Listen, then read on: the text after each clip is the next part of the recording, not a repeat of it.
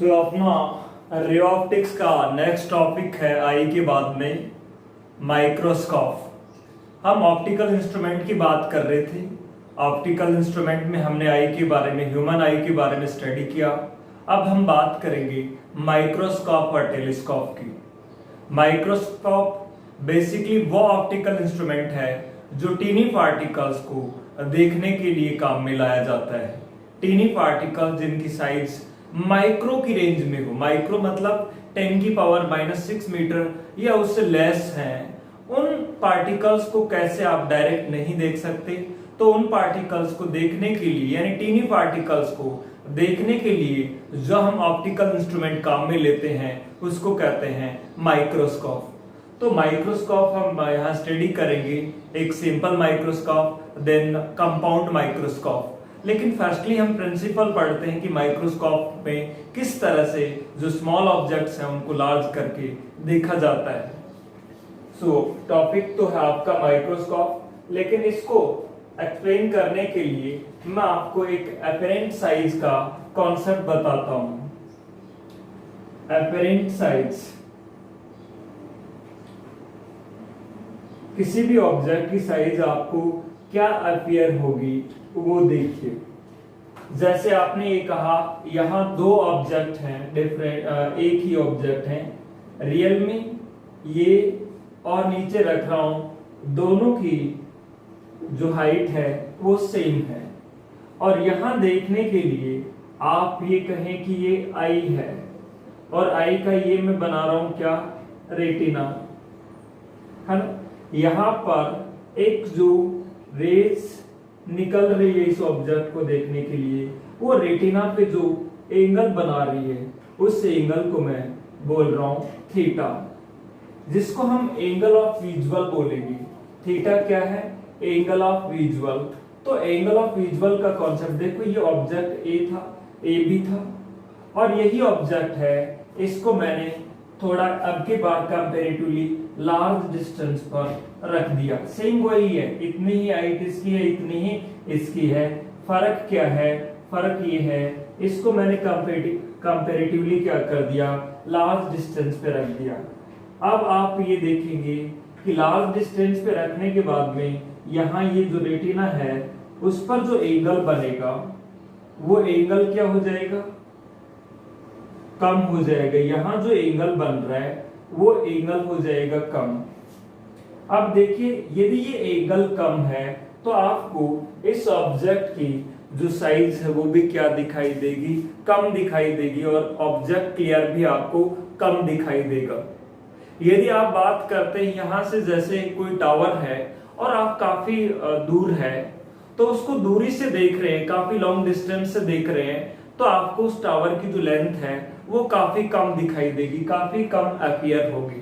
वो apparent size है, उसकी साइज काफी कम दिखाई देगी। लेकिन जैसे जैसे आप उस टावर के नजदीक जाएंगे, क्लोज जाएंगे, वैसे वैसे देखो, ये मानिए कि टावर है और यहां से आई से देख रहे थे, अब आपको उसकी साइज क्या अपीयर होगी, कम। लेकिन जैसे ही आप यहाँ उसके क्या चले गए, क्लोज चले गए, तो आपको साइज क्या नजर आएगी, ज्यादा। रियल में है क्या, दोनों ही सेम है, ये और ये सेम है, लेकिन ये जो अपीयर हो रही है अपरेंट साइज है, वो जैसे जैसे आप क्लोज जाएंगे, जैसे जैसे क्लोज जाने पर क्या चेंज होगा, एंगल चेंज होगा, और एंगल चेंज होने से आपको उसकी वो ऑब्जेक्ट क्लियर भी नजर आएगा, क्लियरिटी भी ज्यादा दिखेगी, क्लियरिटी के साथ में उसकी साइज है वो भी आपको क्या दिखेगी, लार्ज दिखेगी। ये तो क्लियर है, आप अपने एक्सपीरियंस के बेसिस पे भी बता सकते हैं क्या, जैसे कोई भी टावर है उसको दूर से देखेंगे तो आपको वो टावर छोटा दिखाई देगा, जैसे जैसे आप उसकी ओर क्लोज जाएंगे वैसे वैसे उसको आपकी जो साइज है उसकी आपको बड़ी दिखाई देती जाएगी। रियल में है क्या वही टावर है, कोई बदल थोड़ी गया, तो एग्जैक्टली वैसे ही है। अब यहाँ जो एंगल बन रहा है इस एंगल को क्या बोला जाता है, एंगल ऑफ विजुअल। यानी यहाँ हम एक कॉन्सेप्ट पढ़ रहे हैं, वो क्या है, angle of visual. Angle of visual जिसको मैंने यहाँ थीटा से रिप्रेजेंट किया है, हो सकता है हम इसको अल्फा बीटा से भी रिप्रेजेंट करें। आपको ही समझना है कि आई पर बना ऑब्जेक्ट के द्वारा आई पे बनाया गया एंगल, उसी को क्या कहा जाता है, एंगल ऑफ विजुअल कहा जाता है। So what is angle of visual? ये है angle by the object on the eye, है ना। वो उसी एंगल को क्या बोला जाता है, एंगल ऑफ विजुअल, यानी angle subtended by the object on the eye. तो हम इसको कह सकते हैं एंगल सबटेंडेड बाय द किसके द्वारा, ऑब्जेक्ट था ना, ये एंगल ऑफ विजुअल है theta, subtended by the object on the eye is called angle of visual। और रियल में हम क्या करते हैं, यदि किसी भी ऑब्जेक्ट का एंगल ऑफ विजुअल इंक्रीज कर दें तो वो ऑब्जेक्ट क्लियर नजर आएगा, साथ में उसकी जो साइज है वो भी लार्ज नजर आएगी। क्लियर है? तो एंगल ऑफ विजुअल को इंक्रीज करने का क्या तरीका है, जैसे मैं इसको देख रहा हूं तो जितनी डिस्टेंस ज्यादा होगी उतना ही एंगल ऑफ विजुअल क्या होगा, कम होगा। जैसे जैसे आप क्लोज लेके आएंगे एंगल ऑफ विजुअल क्या होगा, ज्यादा होगा, और एंगल ऑफ विजुअल ज्यादा होगा तो वो ऑब्जेक्ट क्लियर भी नजर आएगा, क्लियरिटी के साथ में वो लार्ज भी नजर आएगा। तो किसी भी ऑब्जेक्ट को लार्ज देखने के लिए आप क्या करेंगे, उसका एंगल ऑफ विजुअल इंक्रीज कर देंगे आर्टिफिशियली। यहाँ पे मैं बताऊंगा ऑप्टिकल इंस्ट्रूमेंट्स की हेल्प से हम उस एंगल ऑफ विजुअल को क्या कर देंगे, इंक्रीज कर देंगे। इंक्रीज करने का तरीका क्या है, जैसे मैं बहुत टीनी पार्टिकल को देख रहा हूँ, यहां से देख रहा था नहीं दिखेगा, जैसे जैसे मैं क्लोज लेके आऊंगा उसकी क्लियरिटी बढ़नी चाहिए, लेकिन क्लियरिटी बढ़ेगी, मैं 25 यहां आकर के उसको नहीं देख सकता, क्योंकि मुझे देखने के लिए 25 या उससे दूर ही रखना पड़ेगा। 25 से मुझे क्लियर नहीं दिख रहा तो मुझे क्लोज लेके आना पड़ेगा, लेकिन क्लोज लाने पर मैं वैसे नहीं देख पाता हूं।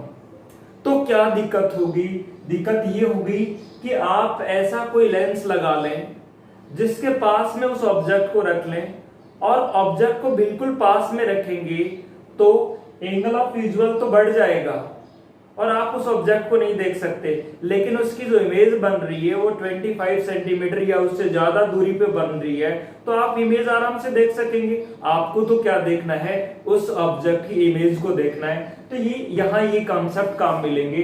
कहने का मतलब ये हुआ कि हमें क्या करना है, उस ऑब्जेक्ट का एंगल ऑफ विजुअल है उसको इंक्रीज करना है, और एंगल ऑफ विजुअल को हम आर्टिफिशियली इंक्रीज करते हैं, है ना। ऑप्टिकल इंस्ट्रूमेंट्स काम में लेते हैं। ऑप्टिकल इंस्ट्रूमेंट्स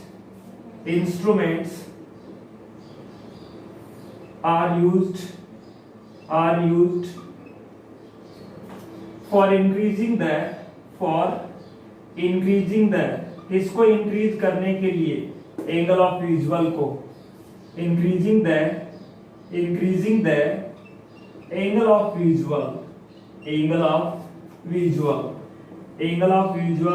है ना, फॉर बेटर क्लियरिटी एंड उसकी साइज, उसकी जो साइज है वो लार्ज दिखे, उसकी क्लियरिटी क्या दिखे, ज्यादा दिखे।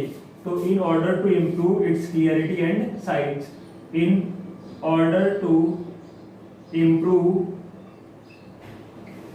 its clarity, यानी ये एंगल यदि बढ़ जाएगा तो उसकी क्लियरिटी की भी क्या दिखाई देगी, ज्यादा दिखाई देगी। तो यहाँ ये कॉन्सेप्ट आप ध्यान रखिएगा कि angle subtended by the object on the eye is called angle of visual. दूसरा, एंगल ऑफ विजुअल को आप इंक्रीज कर सकते हैं। Optical instruments are used for increasing the angle of visual in order, angle of visual artificially increase करते हैं, यानी real में तो ऑब्जेक्ट है ना। तो अब ये समझ में आ गई, ये आई है और ये ऑब्जेक्ट है। ऑब्जेक्ट दूर था, एंगल क्या था, एंगल था आपका कम। ऑब्जेक्ट पास में है, एंगल ऑफ विजुअल क्या हो गया, ज्यादा। तो कौन से केस में आपको क्लियरिटी ज्यादा नजर आएगी? यहाँ पे ऑब्जेक्ट क्या होगा, ज्यादा क्लियरिटी नजर आएगी और इसके अपरेंट साइज भी क्या होगी, ज्यादा होगी। मैं एक न्यूमेरिकल के थ्रू आपको ये क्लियर करा रहा हूं। न्यूमेरिकल में कह रहा हूं, जैसे 2 बॉयज हैं, छोटे बॉयज हैं, और एक की हाइट आपको दे दी 52 इंच और दूसरे की जो हाइट है वो आपको दे दी 55 इंच। और 52 इंच वाला है वो यहां से कितने डिस्टेंस पे, ऑब्जर्वर से 13 सेंटीमीटर आपको कह दिया, जैसे 4 मीटर की डिस्टेंस पे है ना, और दूसरा है वो कितनी डिस्टेंस पे है, 5 मीटर की डिस्टेंस पे है। तो कौन सा लार्ज लगेगा? आप क्लियर, मैं सबसे पहले लिख देता हूं ये, और फिर आप बताएं कि कौन सा लार्ज दिखेगा आपको। ये नोट कर लिया, इसको नोट करिए। फिर ये देखिए कि एक एग्जांपल में मैंने क्या कहा गया है, क्या कहा है, 2 बॉयज, वन ऑफ 52 इंच और अदर क्या बताया है, 55 इंच। तो क्वेश्चन में मैंने क्या कहा है, 2 boys, one of 52 inches and other of 55 inches tall, है ना। उनकी लंबाई जो है, एक की कितनी है, 52 है और दूसरे की कितनी है, 55 है। Are standing at a distances, पहले की जैसे आपको दे दी 4 मीटर एंड 5 मीटर रेस्पेक्टिवली, है ना। एक की 5 मीटर है और दूसरे की 4 मीटर है। आपसे कहा है क्या, find which will appear tall, है ना, कौन सा ज्यादा लंबा दिखाई देगा, है रियल में कौन सा, ये वाला। आप इसको इस तरह से देखें, आप समझ गए होंगे। 2 बॉयज हैं और एक की हाइट है वो कितनी है, 52 इंच है और दूसरे की 55 है। फर्स्टली मैं 52 वाले की बात कर रहा हूं, ये 52 वाला, 52 वाला जो है वो कितने इंच का बताया गया है, 52 इंच का, ये 52 इंच का है। और ये यहां से कितनी डिस्टेंस पे है, 4 मीटर की डिस्टेंस पे, यानी ये जो डिस्टेंस है वो है 4 मीटर, 4 मीटर की डिस्टेंस पे ऑब्जर्वर था यहाँ। और दूसरे वाला है वो यहीं से ही, जैसे मैं उसके लिए अलग बनाऊं तो है वो यहीं पे ऑब्जर्वर, और वो यहाँ पे है, कितने पे है, 55 वाला यहाँ से 5 मीटर पे। तो अलग बना दूं इसका मैं, या इसी में बना दूं कि 55 वाला है, रेड पेन से बना दूं, वो यहां से ज्यादा दूरी पर है, वो यहाँ पे है। हालांकि इसकी हाइट कौन से की ज्यादा है, 55 वाले की, इसकी 55 इंच है और इसकी कितनी है, 52 इंच है। तो कौन सा ज्यादा लॉन्ग अपीयर होगा? लॉन्ग अपीयर होने के लिए यहाँ इसको देखिए आप, यहाँ जो एंगल बन रहा है, ये जो एंगल बन रहा है, ये एंगल वैसे हम tan थीटा से निकाल सकते हैं। tan थीटा होता है परपेंडिकुलर अपॉन बेस। खैर tan थीटा से नहीं, आप ये और ये इसका रेशियो निकाल लो। जैसे ये एंगल है, ये एक तरह से इसी के प्रोपोर्शन में होगा। भाई एग्जैक्ट एंगल तो हम नहीं निकाल सकते, लेकिन जो एंगल होगा वो हम कहते हैं tan theta is equal to क्या होता है, परपेंडिकुलर अपॉन बेस। तो थीटा की वैल्यू ज्यादा कब होती है, जब थीटा की वैल्यू ज्यादा होती है तो ये p बाई बी का रेशियो भी ज्यादा होता है। तो थीटा किसके डायरेक्टली प्रोपोर्शनल होता है, p बाई बी के रेशियो के। किसी भी ट्रायंगल का जो एंगल है वो ज्यादा कब होगा, जब उसके परपेंडिकुलर और बेस का रेशियो क्या हो, ज्यादा हो। तो थीटा किसके प्रोपोर्शन में होता है, कोई भी जो एंगल है वो किसके प्रोपोर्शन में होता है, परपेंडिकुलर और बेस के रेशियो के प्रोपोर्शन में होता है। क्लियर है? तो मैं पहले एंगल का जो रेशियो निकाल लेता हूं कि पहला एंगल है ये अल्फा 1 बना रहा है मान लीजिए, तो अल्फा 1 क्या होगा फर्स्ट बॉय के लिए, उसकी हाइट क्या है perpendicular 52 inch divided by metre, base ये है 4 मीटर, तो इसकी वैल्यू आ जाएगी क्या 13 इंचेस पर मीटर। आप कहेंगे एंगल कब से इंच पर मीटर में होने लगा? आप ये माने कि ये एंगल है वो किसके प्रोपोर्शन में है? परपेंडिकुलर और बेस के रेशियो के प्रोपोर्शन में होता है कि परपेंडिकुलर और बेस का रेशियो जितना ज्यादा होगा एंगल भी उतना ही क्या होगा? ज्यादा होगा। सेकंड के लिए आप कैलकुलेट करिए, सेकंड बॉय के लिए आप यहां से कैलकुलेट करेंगे तो देखिए सेकंड केस में परपेंडिकुलर तो ये है और जो एंगल बनेगा वो देखिए यहाँ पे ये बनेगा।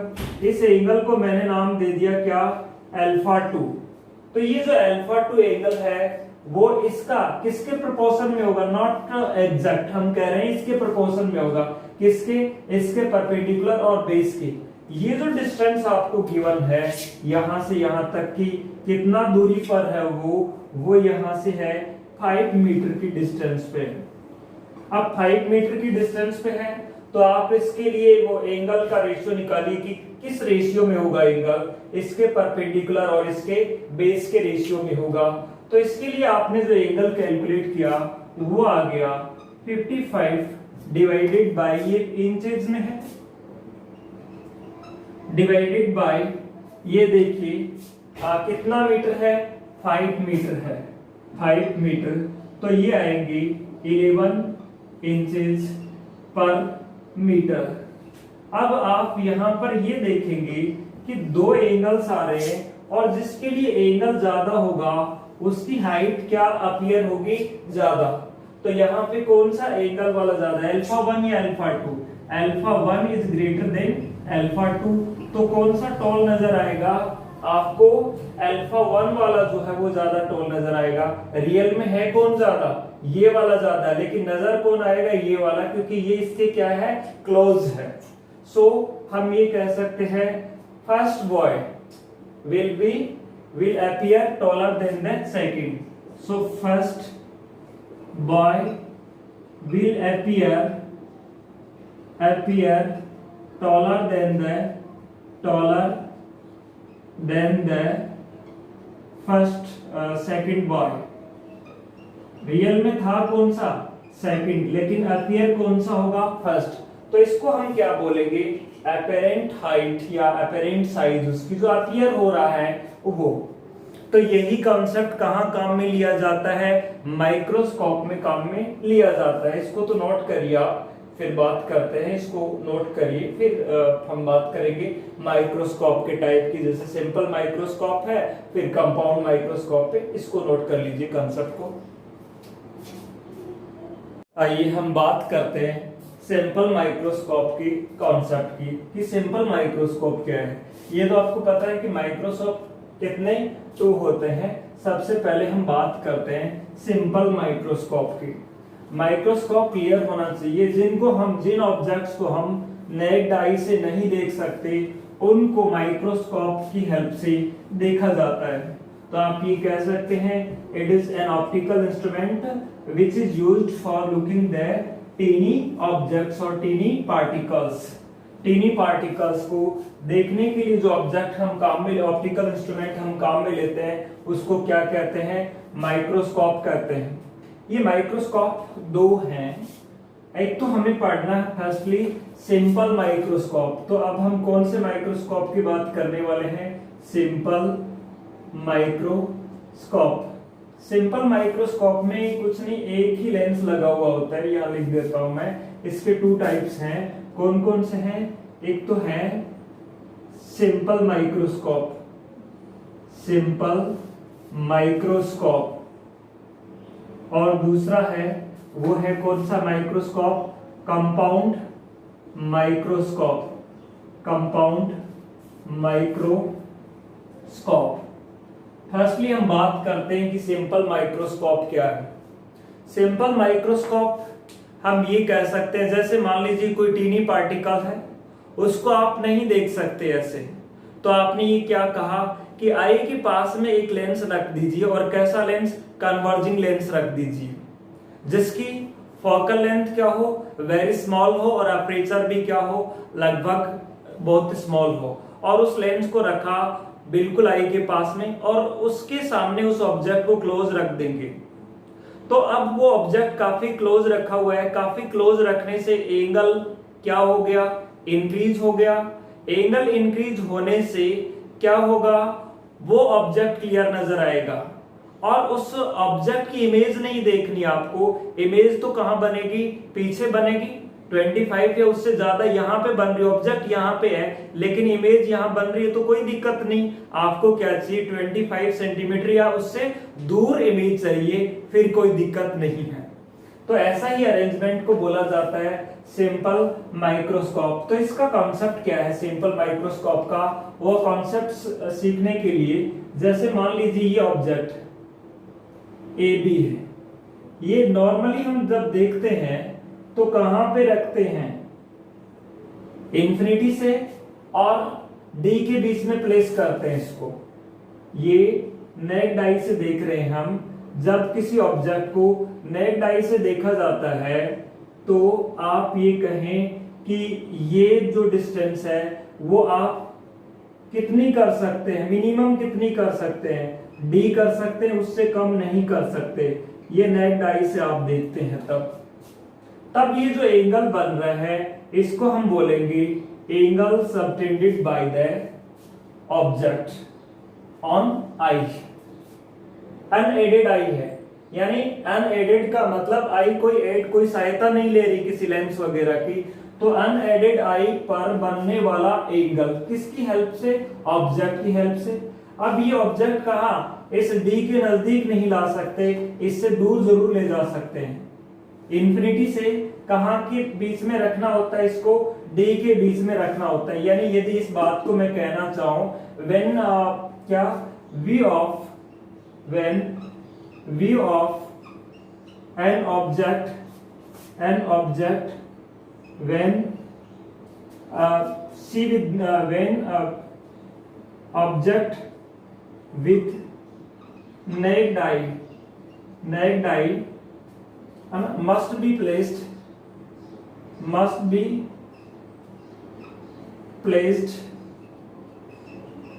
anywhere, कहीं भी रख दो इसको, anywhere between the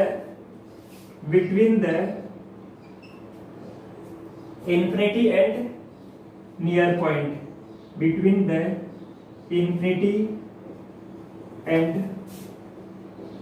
near point।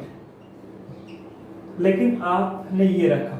अब यदि आप इस एंगल को इंक्रीज करना चाहते हैं, क्यों करना चाहते हैं आप इस एंगल को इंक्रीज, एंगल को इंक्रीज करने से क्या फायदा होगा, क्या बेनिफिट होगा, ये ऑब्जेक्ट क्लियर नजर आएगा, दूसरी इसकी जो अपरेंट साइज है वो लार्ज नजर आएगी, इसीलिए हम इस एंगल को क्या करना चाहते हैं, इंक्रीज। तो एंगल को इंक्रीज करने के लिए हम क्या करें, एक लेंस, कन्वर्जिंग लेंस लगा दें। This angle can be increased if एक कन्वर्जिंग लेंस जानते हैं आप, कौन सा lens, convex lens, converging lens of short focal length is placed just in front of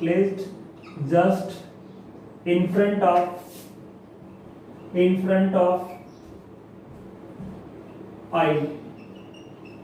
This arrangement is called, इसी को क्या बोला जाता है, this arrangement is called simple microscope और मैग्नीफायर भी बोल देते हैं इसको। इसी अरेंजमेंट को क्या कहा आपने, this angle can be increased if a converging lens of short focal length is placed just in front of the eye के जस्ट इन फ्रंट में हम क्या प्लेस कर दें, एक कन्वर्जिंग लेंस कैसा होता है, कॉन्वेक्स लेंस, वो प्लेस कर दें, तो आप इस एंगल को इंक्रीज कर सकते हो, और हमें रियल में करना ही इस एंगल को इंक्रीज है।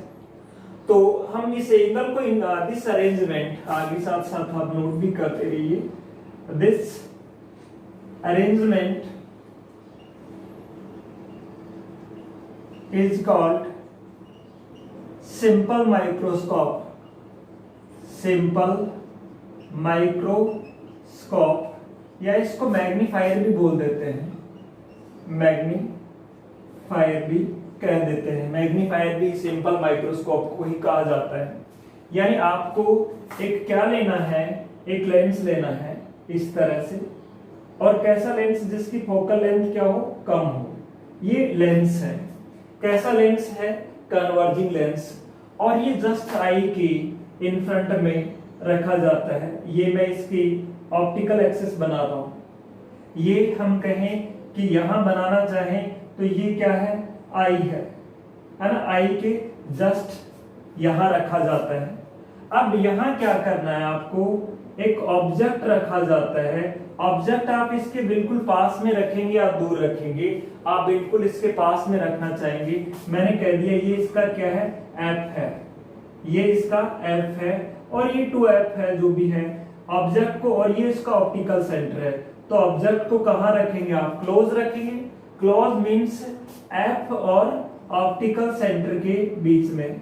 तो ये ऑब्जेक्ट तीन ऑब्जेक्ट है, इस ऑब्जेक्ट को नाम दे दिया आपने, ए बी नाम दे दिया, ए बी कोई ऑब्जेक्ट है ये, और कहां रखा गया है, ये इसका क्या था, एफ था, ये मान लें ये इसका एफ है, एफ ये इसका क्या है, एफ। अब देखो हमने कहा यहां दो रे ले ले, एक तो रे इसके क्या हो, प्रिंसिपल एक्सेस के क्या हो, पैरेलल हो। प्रिंसिपल एक्सेस के जो पैरेलल है वो अदर दूसरी साइड में कहां से निकल जाएगी, वो निकल जाएगी इसके फोकस से। मान लीजिए ये फोकस है, पता है ना, प्रिंसिपल एक्सेस के पैरेलल रे कहां से निकल जाती है, रिफ्लेक्शन के बाद में फोकस से निकल जाती है। दूसरी रे आप ले लें कहां से, ऑप्टिकल सेंटर से जाती हुई, वो स्ट्रेट निकल जाती है। यहां आगे एक्सटेंड करेंगे ये नहीं मिलेंगी, लेकिन जब आप इनको आगे की ओर बढ़ाते हैं तो यहां से मिलती आती हुई अपीयर होंगी। यहाँ पीछे इस तरह से इसको बढ़ाया जाता है, ये नोट कर लिया ना, दिस इज कॉल्ड ये। अब इसको आगे की ओर बढ़ाएंगे आप इस तरह से, तो ये आपको यहां से आती हुई अपीयर होंगी। ये तो आपकी प्रिंसिपल एक्सेस होगी, ये है आपकी प्रिंसिपल एक्सेस, तो यहां से आती हुई अपीयर होंगी। तो यहां से आती हुई अपीयर होंगी तो यहां उसकी क्या बन जाएगी, इमेज बन जाएगी। क्लियर है। अब देखो ये जो एंगल है वो एंगल कब का है, जब इमेज बना रही है। ये ऑब्जेक्ट था, क्या नाम है इसका, ए बी, और ये है A dash B dash. A dash B dash क्या है, इसकी इमेज है। इमेज कैसी बन रही है, वर्चुअल बन रही है और इरेक्ट बन रही है। देखो आपने इस ऑब्जेक्ट को कहां रखा है, ये बात भी आपको क्लियर होना चाहिए कि ऑब्जेक्ट को आपने रखा है किसके बीच में, इसके फोकस और ये जो है ऑप्टिकल सेंटर के बीच में। फोकस और ऑप्टिकल सेंटर के बीच में क्यों रखना चाह रहे हैं, क्योंकि आप चाह रहे हैं ये जो एंगल है, एंगल ऑफ विजुअल, ये बढ़ जाए। एंगल ऑफ विजुअल कब बढ़ता है, जब ऑब्जेक्ट दूर था और अब ऑब्जेक्ट को आप क्या ले आए, पास में ले आए। ऑब्जेक्ट को पास लाने पर एंगल ऑफ विजुअल क्या हो गया, इंक्रीज हो गया। तो अब ऑब्जेक्ट आपको ज्यादा इलार्ज नजर आएगा। क्लियर है। अब देखो इसी को हम कहते हैं क्या, सिंपल माइक्रोस्कोप, या इसका दूसरा नाम क्या है, मैग्नीफायर। तो यहाँ आई यही होती है ना, आई। अब देखो हम बात करते हैं इसकी मैग्निफिकेशन कितनी होगी। जब भी हमें मैग्निफिकेशन निकालनी हो तो उसके लिए देखो पहले एंगल क्या बन रहा था, अल्फा, और अब क्या बन रहा है, बीटा। तो अब बनने वाला एंगल डिवाइडेड बाय पहले बनने वाला एंगल है ना, उस रेशियो को हम क्या बोलते हैं, इसकी मैग्निफिकेशन। सो ये यदि आपने नोट कर लिया इस साइड वाला, तो मैं ये इस थ्योरी को रफ कर रहा हूं। हमें इसकी कैलकुलेट करनी है क्या, मैग्निफिकेशन। मैग्निफिकेशन का मतलब ऑब्जेक्ट है वो पहले के कंपैरिजन में कितना टाइम्स ज्यादा दिखेगा, उसकी साइज पहले वाले की साइज की कितने टाइम्स ज्यादा लार्ज दिखाई देगी, उसको हम मैग्निफिकेशन बोलते हैं। सो मैग्निफिकेशन का रेशियो किस पे डिपेंड करता है, एंगल के डायरेक्टली प्रोपोर्शनल होती है ना। तो अब बाद में एंगल ज्यादा हो गया, पहले एंगल कम था, तो हम कह सकते हैं बीटा अपॉन अल्फा, इतने टाइम्स बढ़ जाएगी।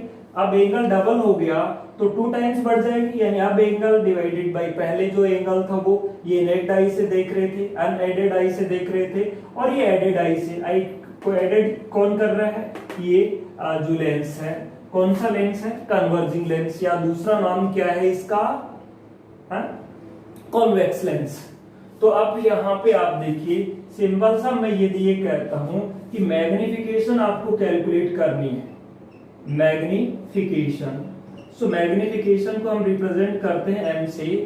m का क्या होगा, ये ध्यान रखिए, m का फॉर्मूला क्या होगा?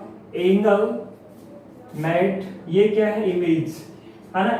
Angle subtended by the image on the eye. यहाँ आई होगी, आई कहाँ है? बिल्कुल इस लेंस के पास में ही, तो यहाँ से अब कह रहे हैं हम देखेंगे कैसे इस ऑब्जेक्ट को। आपको इस ऑब्जेक्ट को नहीं देखना, आपको क्या दिखेगी? ये इमेज दिखेगी। ये 25 सेंटीमीटर या उससे लार्ज डिस्टेंस पे बन रही है, तो कोई दिक्कत नहीं है, फिर तो आप देख ही सकते हैं। अब देखिए m क्या होता है? ये रेशियो होता है एंगल सबटेंडेड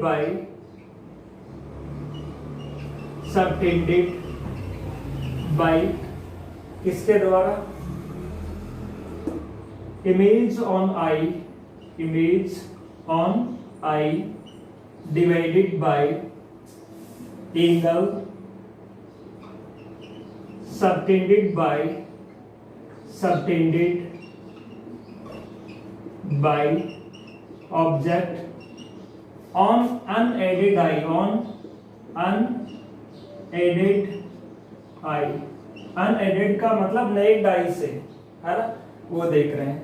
तो ये जो है वो हम क्या कह सकते हैं? ये एंगल अब कितना बन रहा है? बीटा, और पहले जो एंगल क्या था? अल्फा। लेकिन हम ये भी जानते हैं, यहां से देखिए, ये नोट कर लिया आपने। बट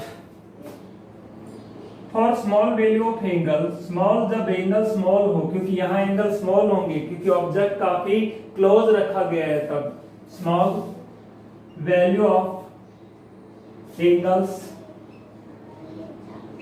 अल्फा को हम लिख सकते, 10 अल्फा को क्या लिखते थे? अल्फा। तो अल्फा को 10 अल्फा लिखा जा सकता है। 10 बीटा को क्या लिखते थे? बीटा। तो बीटा को क्या लिखा जा सकता है? 10 बीटा।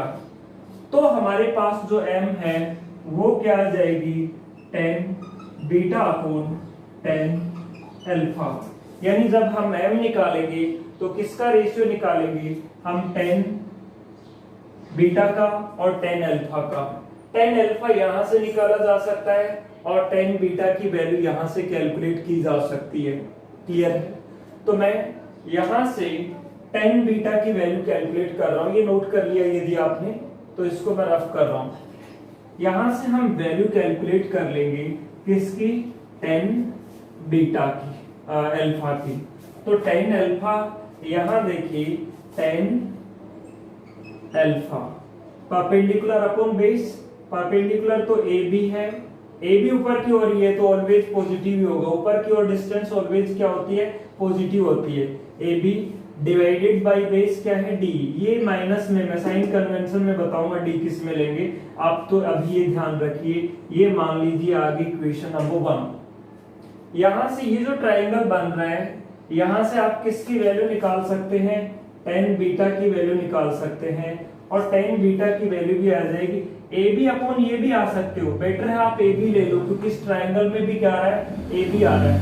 ये अपॉन ये भी हो जाएगा, या ये अपॉन ये, कौन सा भी, या तो ये अपॉन ये या ये अपॉन ये, तो आप ए बी अपॉन ये ले सकते हैं, है ना? इस डिस्टेंस को कौन सी डिस्टेंस बोला जाता है? Object distance. जहां पे ऑब्जेक्ट रखा हुआ है, ये वाली जो डिस्टेंस है ए ओ, यहाँ तो आप ए बी अपॉन ए ओ कह सकते हो। ये पॉइंट जो आपका वो ए है ना? तो ये जो डिस्टेंस है ये होती है ऑब्जेक्ट डिस्टेंस, क्योंकि ऑब्जेक्ट रखा हुआ है। तो अभी मैं इस डिस्टेंस को क्या नाम दे रहा हूं? ए ओ नाम दे रहा हूं, ए बी अपॉन ए ओ। तो ये 10 बीटा की वैल्यू आ जाएगी आपके पास में ए बी अपॉन ए ओ। ये आ गई आपके पास इक्वेशन नंबर 2। सो m की जो वैल्यू है यहां से आपके पास में क्या आएगी? m होता है क्या, सो m ये होता है ना यहाँ, so m is equals to 10 beta divided by 10 alpha, यानी 10 बीटा की जो वैल्यू है ये, इसको इससे डिवाइड कर दीजिए तो ये आ जाएगा ए बी डिवाइडेड बाय ए ओ, और इनटू, ये इनटू में बदलोगे डिवाइड को तो ये चेंज हो जाएगा D divided by A B, तो ए बी से ए बी कैंसिल होगा, m की वैल्यू आपके पास आ जाएगी d divided by A O. अब आपको देखना है कि ये जो डिस्टेंस है ये आप प्लस में लेंगे या माइनस में लेंगे। देखो ये मार्कर ऐसे है और ये मेरी आई है, यहाँ मैं अपनी आई से इस मार्कर को देख रहा हूं, तो मेरी आई के अंदर क्या लगा हुआ, लेंस। अपनी सभी के आई में क्या लगा हुआ होता है, एक लेंस लगा हुआ होता है, और लेंस लगा हुआ है तो साइन कन्वेंशन में सारी डिस्टेंस कहां से मेजर होती है, उस लेंस से। और रे, इंसिडेंट रे यूं है और आप लेंस से मेजर करेंगे तो आपको किधर चलना पड़ेगा, इंसिडेंट रे के अपोजिट डायरेक्शन में। तो इसलिए ये जो डी डिस्टेंस है वो किस में ली जाएगी, नेगेटिव में ली जाएगी, क्योंकि ये है आप आई से, आई के लेंस से इधर मेजर करोगे, इंसिडेंट रे यूं है और आपको चलना पड़ेगा इसके अपोजिट डायरेक्शन में, तो मेजर की गई डिस्टेंस किस में होंगी, नेगेटिव में होंगी। तो यूजिंग साइन कन्वेंशन, यानी मैं ये कहूं यहां पे using sign convention, sign convention, अब जो d की वैल्यू है वो क्या होगी, माइनस होगी, माइनस d, और u की जो वैल्यू है माइनस होगी ना। u की वैल्यू देखिए, ऑब्जेक्ट यहां रखा हुआ है ना, ऑब्जेक्ट डिस्टेंस तो ऑलवेज नेगेटिव होती है यदि ध्यान नहीं रहे तो। और देख लीजिए कैसे, ये लेंस है तो आपको लेंस से मेजर करना ऑप्टिकल सेंटर से, तो यूं चलना पड़ेगा, और इंसिडेंट रे यूं है तो इंसिडेंट रे की कौन सी डायरेक्शन में चलना पड़ेगा, अपोजिट डायरेक्शन में, क्योंकि इंसिडेंट रे यूं है और आप इसके अपोजिट डायरेक्शन में चलेंगे तो ये क्या होगी, माइनस का u, ये d और ये ए ओ क्या है, u, लेकिन किसका होगा, माइनस का। तो m की जो वैल्यू है वो आपके पास में आ जाएगी क्या, d डिवाइडेड बाय u। तो इस तरह से आपने क्या निकाल लिया, इसका मैग्निफिकेशन कैलकुलेट कर लिया, इसका मैग्निफिकेशन क्या आएगा, d डिवाइडेड बाय u। अब हम इसके डिफरेंट केसेस की बात करते हैं, ये नोट कर लिया। अब हम इसके डिफरेंट जो केसेस हैं उनकी बात करते हैं। डिफरेंट केस में जैसे हम ये चाहेंगे कि कम से कम ये जो इमेज है ये कहां पे बने, 2 सेंटीमीटर पे, 3 पे, 4 पे नहीं, 25 सेंटीमीटर या उससे ज्यादा पे बने। तो जरूरी थोड़ी है हर पर्सन के लिए at least distance of vision same हो, कि अलग अलग हो सकती है, तो उसको हम 25 नाम ना दे करके क्या बोल रहे हैं, कैपिटल डी, जहां पर कैपिटल डी क्या है, एटलीस्ट डिस्टेंस ऑफ विजन। जैसे नॉर्मल पर्सन के लिए इसकी वैल्यू कितनी होती है, 25 सेंटीमीटर, हर पर्सन के लिए अलग अलग हो सकती है। तो हम चाहेंगे कि इमेज कहां पे बने, डी पर बने, तो हम इसके, ये तो हो गया इसका सिंपल माइक्रोस्कोप का। अब हम सिंपल माइक्रोस्कोप के डिफरेंट केसेस की बात कर रहे हैं, इसके केस स्टडी कर रहे हैं। तो हम पहला जो फर्स्ट केस है उसकी बात कर रहे हैं। फर्स्ट केस में हम ले रहे हैं when image is formed at least distance of vision, at least distance of clear vision, distance of clear vision, clear vision distance जानते हैं जहां पे रखे ऑब्जेक्ट को क्लियरली देखा जा सके, है ना। यानी ऑब्जेक्ट इमेज है वो कहां पे बनानी है, डी पे, और डी कौन सी साइड में, आपका इस साइड में, डी इसी साइड में इमेज बनेगी, तो इस साइड में इमेज ये वैल्यू किस में ली जाएगी, माइनस में। भाई लेंस से इधर है तो ये क्या होगा, इंसिडेंट रे यूं है और आप डिस्टेंसेस के अपोजिट डायरेक्शन में मेजर करेंगे तो क्या होगी, माइनस में। अब यहाँ क्या है, कौन सा फॉर्मूला लगाएंगे, लेंस फॉर्मूला या मिरर फॉर्मूला, लेंस फॉर्मूला लगाएंगे ना, रेफ्रेक्शन की बात चल रही है, लेंस की बात चल रही है।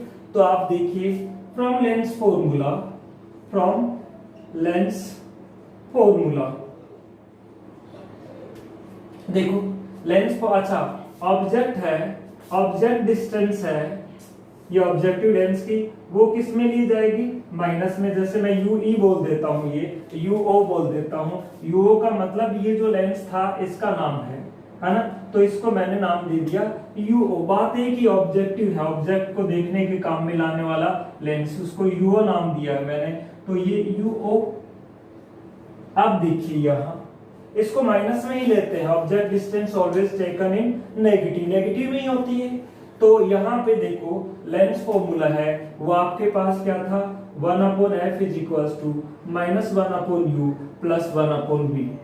तो यहाँ से 1/f इज इक्वल्स टू क्या, -1/ माइनस का u, u o is nothing, o इसलिए लगाए ऑब्जेक्ट को देखने के लिए काम में ले रहे हैं, ऑब्जेक्ट डिस्टेंस है ये u भी लिख सकते हैं, सिर्फ यहाँ माइनस लगाना जरूरी है साइन कन्वेंशन के साथ में, प्लस 1/-b।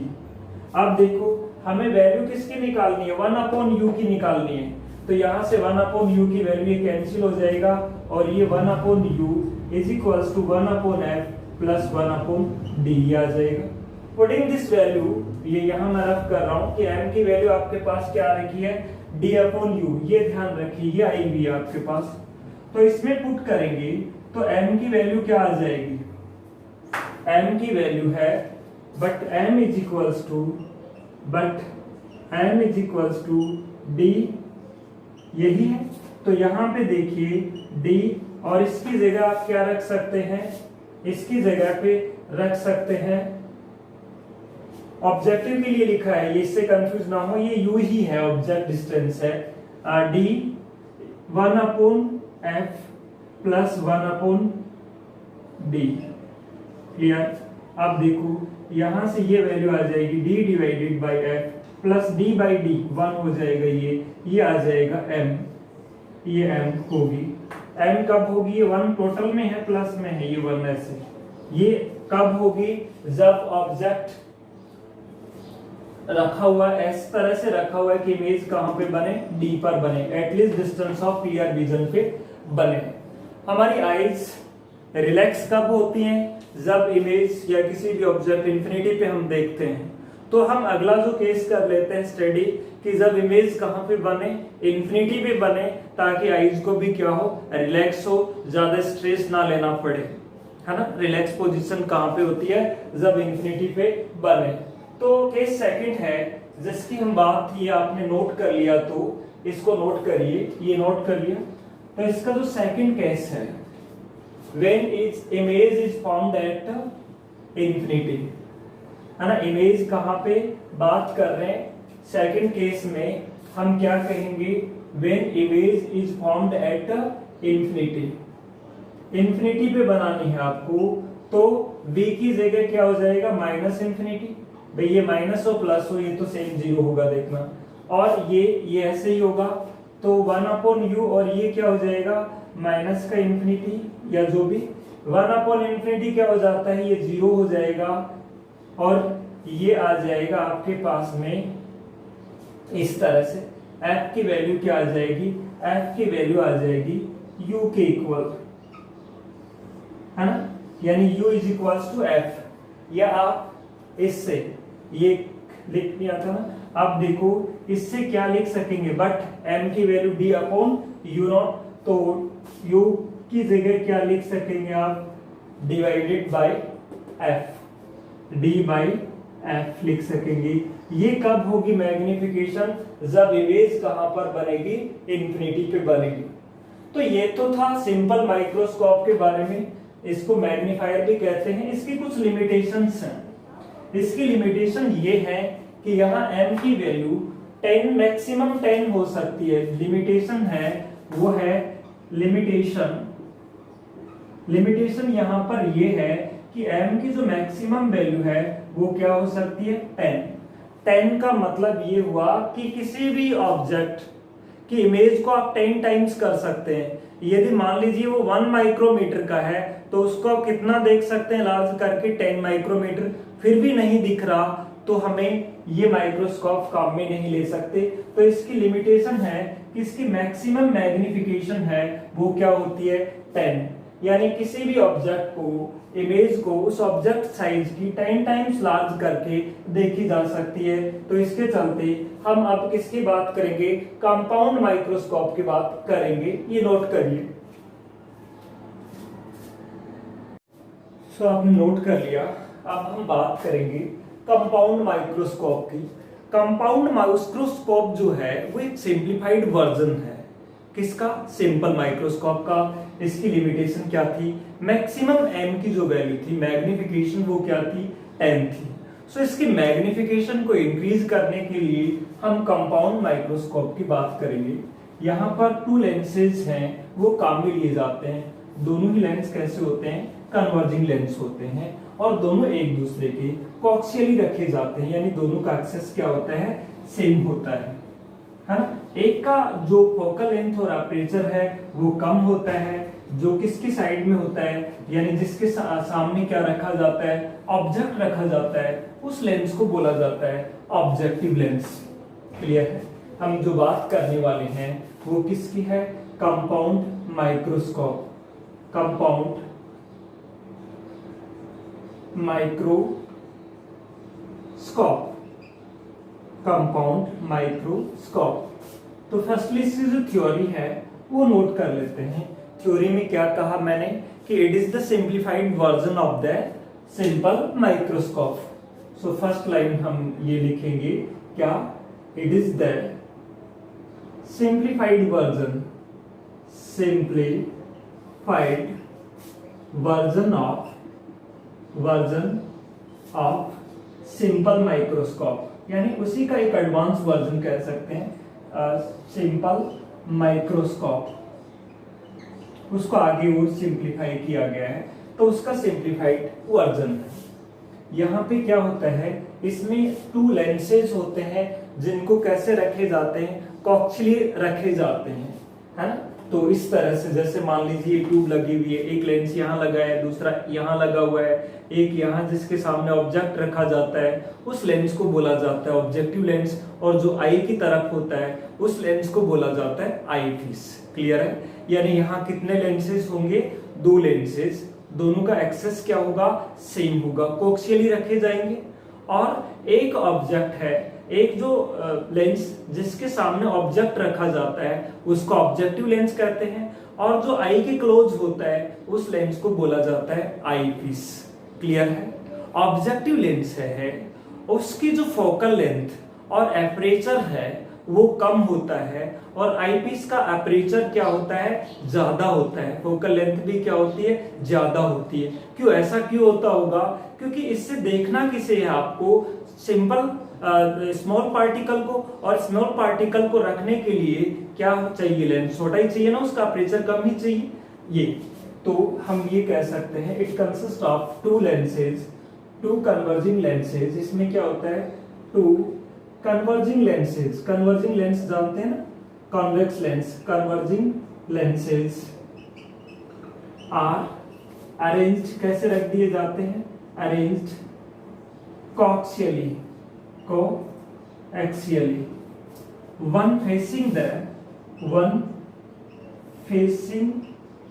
the object, यानी एक जो है वो किसको फेस करता है, ऑब्जेक्ट, यानी जिसके सामने क्या रखा जाता है, object. One facing the object called, उस लेंस को हम कौन सा लेंस कहते हैं, कॉल्ड ऑब्जेक्टिव लेंस। इस लेंस को बोला जाता है कौन सा lens, objective lens. And other which is close to the eye, जो आई के क्या होता है, क्लोज होता है, उसको हम कौन सा बोलते हैं, eyepiece. Other lens which is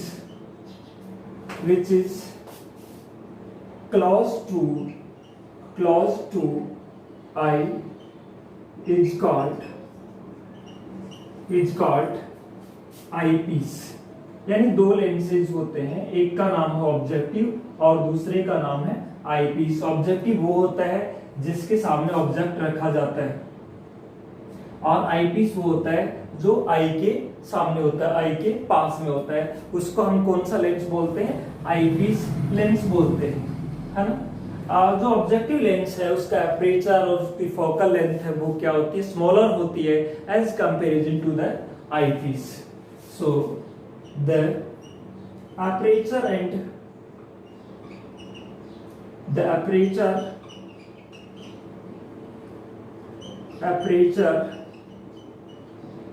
and focal length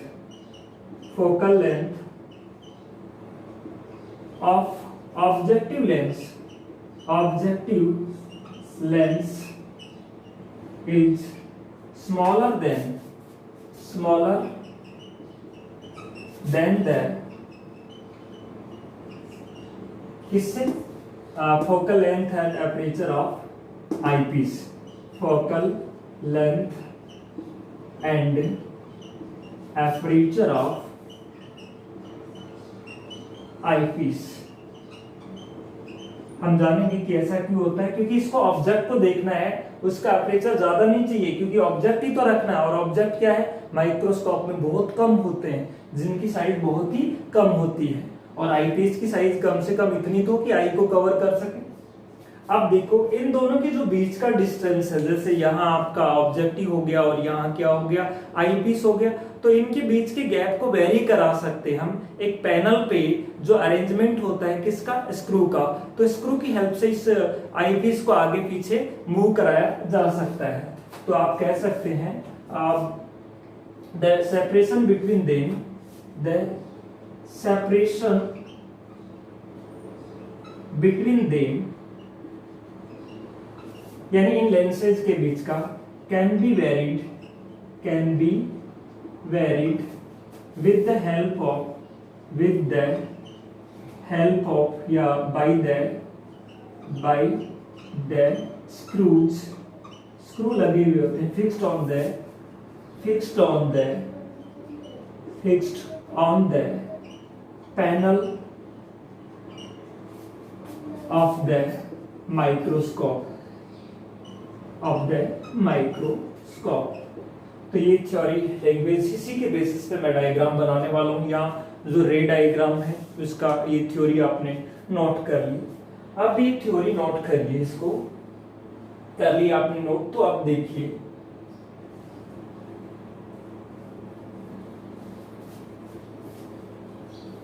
यहाँ हमें क्या लेना है, एक लेंस लेना है जिसकी फोकल लेंथ क्या है, कम है, और दूसरा लेंस वो लेना है जिसकी फोकल लेंथ क्या है, ज्यादा है. जिसकी फोकल लेंथ कम है उसको हम क्या कहते हैं, ऑब्जेक्टिव लेंस, और उसी के सामने ऑब्जेक्ट रखा हो जाता है, और दोनों ही लेंस को कैसे प्लेस करना है, कोएक्सियली. तो फर्स्टली देखिए, मैं यहाँ पे ये एक लाइन है, ये एक्सिस है, इस तरह से ये एक्सिस मान रहा हूं. अब यहां पे मैं एक लेंस वो लगा देता हूं जिसकी फोकल लेंथ क्या है, कम है. ये लेंस वो ले लिया जिसकी फोकल लेंथ कम है. इस लेंस को आप कौन सा लेंस बोलेंगे, ये ऑब्जेक्टिव लेंस है, इसका ऑप्टिकल सेंटर ओ है. अच्छा, ये इसका क्या है, मान लिया जाए फोकस है, ये इसका है फोकस.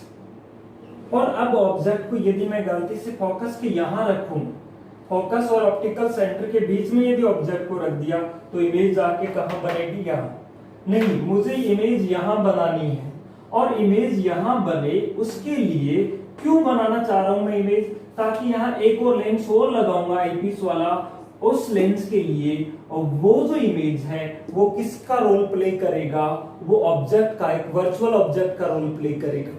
तो मैं इमेज यहां बनाना चाह रहा हूं, तो इमेज यहां बनाने के लिए मैं इस ऑब्जेक्ट को कहां पे नहीं रखूंगा, इसके फोकस पे नहीं रखूंगा. ये जो मैं मार्क कर रहा हूं रेड कलर से, वो इस लेंस का क्या है, फोकस है. तो मैं इस ऑब्जेक्ट को फोकस पे ना रख करके फोकस से इधर रखूं, है ना. तो मैंने इस ऑब्जेक्ट को रख दिया फोकस से थोड़ा सा इधर रख दिया. इस ऑब्जेक्ट का नाम मैंने दे दिया ए बी. और ये जो डिस्टेंस है, ये वाली, इस डिस्टेंस को क्या बोलोगे आप, ऑब्जेक्ट डिस्टेंस. और कौन से लेंस के लिए है ये ऑब्जेक्ट डिस्टेंस, ऑब्जेक्टिव लेंस के लिए ऑब्जेक्ट डिस्टेंस है.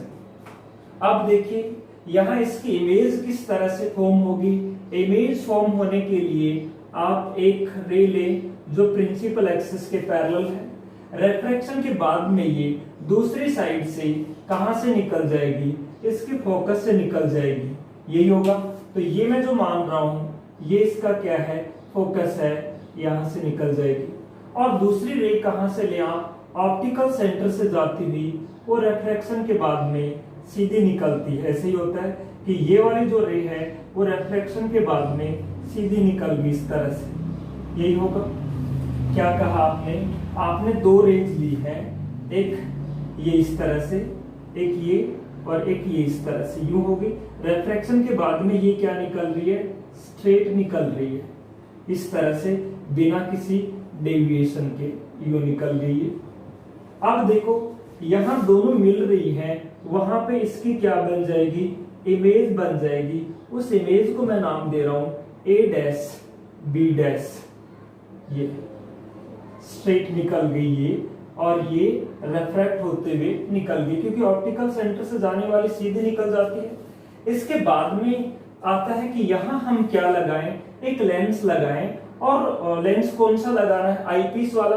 और आईपीस को इस तरह से एडजस्ट कर दें कि ये वाली जो इमेज है वो आईपीस के कहां पर आ जाए, ऑप्टिकल सेंटर और फोकस के बीच आ जाए। मान लीजिए आईपीस का फोकस यहां किधर होगा, इस साइड में आईपीस का फोकस है, ये जो रेड है।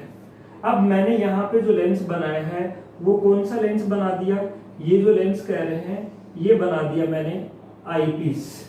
अब देखिए यहाँ पे एक रे ये इस तरह से यूं गई और दूसरी रे यूं, है ना। ये जो है आईपीस लेंस बताया है ये इस तरह से, जिसकी साइज क्या होती है, बड़ी होती है कंपैरेटिवली किससे, इस वाले से। अब देखो यहां से ये जो रे आई है ये फिर से यहाँ क्या होंगी, रिफ्रैक्ट होंगी। रिफ्रैक्ट होके मान लीजिए ये यहाँ और ये यहाँ, इधर कहीं मिलने की नहीं है ये सीधी इसकी ऑप्टिकल एक्सिस है, यहाँ नहीं मिलेगी ये।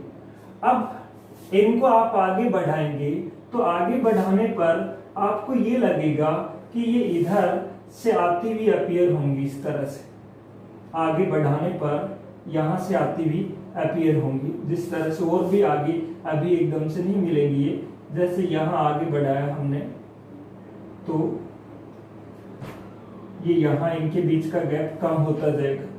अच्छा कोई रे हम यहां से ले लें, कहां से जाती हुई, इसके ऑप्टिकल सेंटर से जाती हुई। तो ऑप्टिकल सेंटर से जाती हुई है वो क्या यहाँ आगे बढ़ाने पर मिल जाएगी या कहां जाएगी, ये सीधी निकल जाएगी इधर, तो ये भी मिलने की नहीं है इधर। तो ये जहां से मिलती हुई नजर आएंगी हमें, यहां से मिलती हुई, इसको भी हम आगे बढ़ाएं तो ये कहां मिलती हुई नजर आएंगी हमें, तीनों आगे बढ़ाने पर यहां से मिलती हुई नजर आएंगी। और जहां से मिलती हुई नजर आएंगी जैसे आपने कहा है ये यहां इस तरह से, इसको आगे बढ़ा दिया और इसको भी क्या किया हमने, आगे बढ़ाया इस तरह से, बिल्कुल स्ट्रेट इस तरह से। और इसको भी क्या किया है हमने, आगे बढ़ा दिया। और आगे बढ़ाने पर ये यहां से मिलती हुई नजर आती है। तो जहां से मिलती हुई नजर आती है वहां हमें इसकी क्या दिखाई देगी, वहां इसकी इमेज दिखाई देगी। ये यहां देखें आप, यहां से इसकी ये जो है ये इमेज बनेगी। कैसी इमेज बनेगी इसकी, वर्चुअल इमेज बनेगी। इसका मैं नाम दे रहा हूं A double dash B double dash. Virtual image है ये, इस वाले की इमेज। क्लियर है। ये जो लेंस था ये कौन सा लेंस है आपका, आईपीस लेंस। और ये वाला लेंस है, ये कौन सा ऑब्जेक्टिव आप कहेंगे, यहाँ बढ़ाने से कुछ ये थोड़ी मिले थोड़ी की इधर नहीं मिलने की, ये इधर मिलेंगे, यहां से मिलती हुई नजर आएंगे। तो रे डायग्राम में ये होता है कि इनकी डायरेक्शन एरोज वगैरह है वो जरूर शो कर दें। ये आपका है क्या, कंपाउंड माइक्रोस्कोप। इस तरह से कहा आपने, देखो ये क्लियर हो गया। अब कुछ जो डिस्टेंसेस हैं उनको हम बता देते हैं। जैसे यहां से यहां की जो डिस्टेंस है वो u है, ऑब्जेक्ट डिस्टेंस है। कौन से लेंस के लिए? इस लेंस के लिए, ऑब्जेक्टिव लेंस के लिए। और यहाँ उसकी क्या बन रही है? इमेज बन रही है।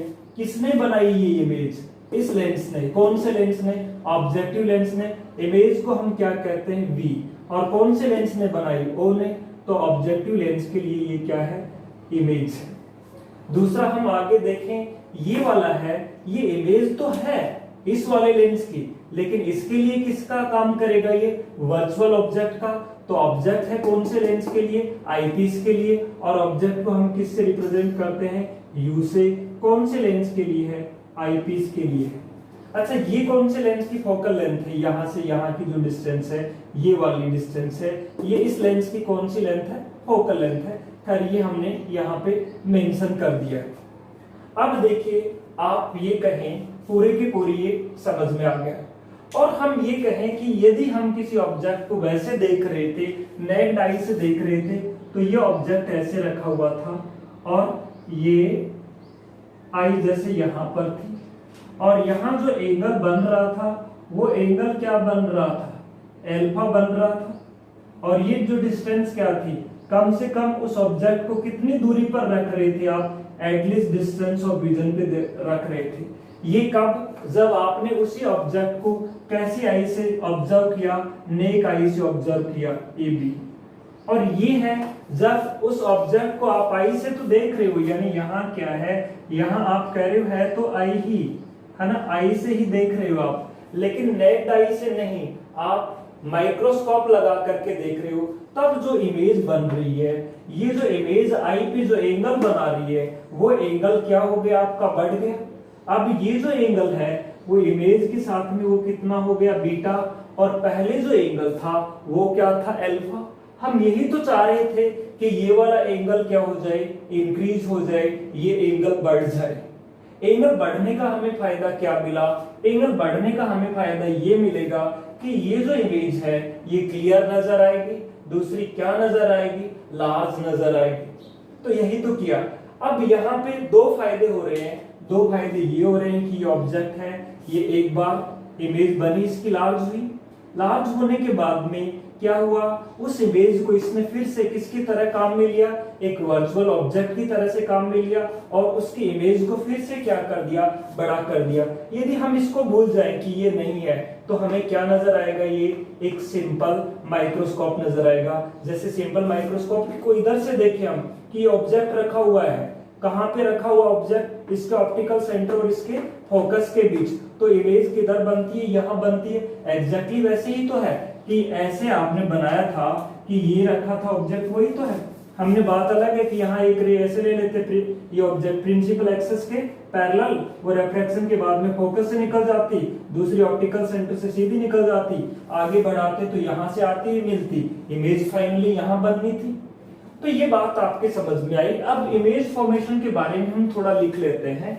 क्या ये जो डायग्राम बना करके, यह स्पेस कम है तो मैं यहाँ पे लिखूंगा, बार बार यहाँ रफ करूंगा उसको। आप लिखे इमेज फॉर्मेशन। इमेज फॉर्मेशन यानी जो डायग्राम बनाया है आपने, है ना, उसके ऊपर इमेज फॉर्मेशन हेडिंग हो जाएगा। और अब यहाँ हम ये रे डायग्राम बनाने के बाद में, ये जो नीट एंड क्लियर रे डायग्राम बना दिया, इसके बाद में हम ये लिखेंगे इसमें इमेज फॉर्मेशन के बारे में। एन ऑब्जेक्ट इज प्लेस्ड कहां के बीच में? एट ए डिस्टेंस ऑफ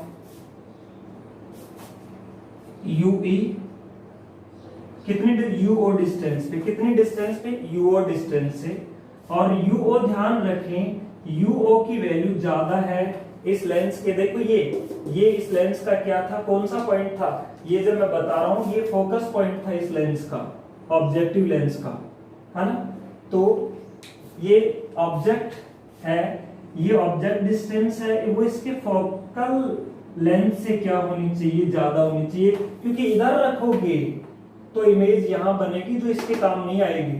तो फोकस पॉइंट से थोड़ा इधर रखा है, तो इसकी ऑब्जेक्ट डिस्टेंस है, ये इस डिस्टेंस से क्या है? थोड़ी ज्यादा है। है ना, स्लाइटली लार्ज, है ना, object distance is slightly large as compare to, यानी ऑब्जेक्ट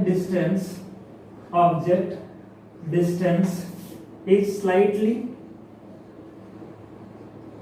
मोर, थोड़ी सी क्या है, ज्यादा है, टू द फोकल लेंथ से थोड़ी ज्यादा है। थोड़ी ज्यादा क्यों रखी, कम रखते तो इमेज यहां बन जाती है ना। इट्स इमेज और कैसी, रियल और इन्वर्टेड, ये देखो ऊपर रखा हुआ और इमेज किधर बन रही है, नीचे।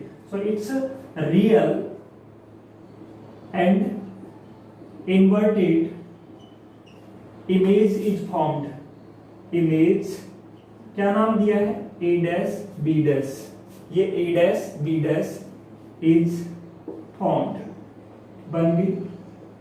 अब इसको इस तरह से एडजस्ट कर सकते हो that this image lies between the focal, ये फोकस आईपीस का, ये कैपिटल F मैं बता रहा हूं, फोकस पॉइंट है कौन से लेंस का है, आईपीस का, है ना, और इसका ऑप्टिकल सेंटर इनके बीच में लाई करे ताकि वो सिंपल माइक्रोस्कोप की तरह से काम आए। ये नोट कर लिया आपने, ये नोट कर लिया तो आप the eyepiece lens is adjust in such a way, यानी आईपीस को आप इस तरह से, है ना, the eyepiece lens is adjust in such a way, the lens, है ना, the eyepiece lens is adjusted in such a way that कौन सी image A dash B dash lights कहाँ लाई करे, between its focus point and optical centre, between its focus point and optical centre और focus point के बीच में लाई करे, जैसा कि मैंने ये दिखा रखा है यहाँ पे। ये बात क्लियर है। अब देखो ये इतनी बात क्लियर हो गई ना। नाउ दिस इमेज बिहेव, किसकी तरह बिहेव कर रही है, behave as a virtual object for कौन सा lens, virtual object for eyepiece, object for eyepiece lens, eyepiece lens के लिए किसकी तरह से काम कर रही है, वर्चुअल ऑब्जेक्ट की तरह से। ये एक सिंपल माइक्रोस्कोप ही बन गया। अब इट्स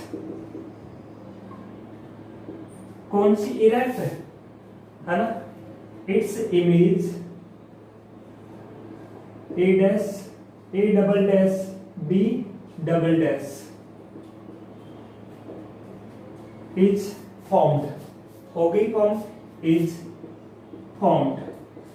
अब ये जो इमेज है, जैसा कि डायग्राम में दिखाया गया है, ये जो इमेज है रियल में, इस इमेज की खास बात क्या है, ये इसके रेस्पेक्ट में तो A डैश B डैश के रेस्पेक्ट में तो इरेक्ट है, लेकिन ऑब्जेक्ट के रेस्पेक्ट में क्या है, इन्वर्टेड है। इन्वर्टेड का मतलब ऑब्जेक्ट ऊपर रखा हुआ है, इमेज नीचे बन रही है, तो इसके रेस्पेक्ट में m की वैल्यू क्या आएगी, नेगेटिव। ध्यान रखो, जब ऑब्जेक्ट ऊपर हो इमेज नीचे हो तो m की वैल्यू नेगेटिव होती है, और ऑब्जेक्ट ऊपर हो इमेज भी ऊपर हो तो m की वैल्यू क्या होती है, पॉजिटिव। अब देखो आपने कहा this image is A dash B dash is erect with respect to A double dash B double dash, इसके रेस्पेक्ट में तो क्या इरेक्ट है, लेकिन ऑब्जेक्ट के रेस्पेक्ट में क्या है ना, तो ये A dash B dash it's final image, यहाँ इमेज से पहले क्या लगा लें आप, इट्स फाइनल इमेज, यहाँ पे it's final image A dash B dash is formed. अब ये देखिए, ये जो इमेज है, the final image is inverted with respect to erect with respect to A dash B dash। the final image क्या नाम दिया है, the final image, और नाम इसका दिया है A double dash B double dash is erect सीधी है ये, किसके रेस्पेक्ट में, इसके, ये भी नीचे ये भी नीचे, is erect with respect to A dash B dash, इसके रेस्पेक्ट में, and it is inverted with respect to object, but it is inverted with respect to object के रेस्पेक्ट में ये क्या है, इन्वर्टेड है ना। तो ये आप नोट कर लिए, है ना, नोट करिए इसको। अब देखिए आप ये नोट कर लिया, तो अब हम बात करते हैं मैग्निफिकेशन की।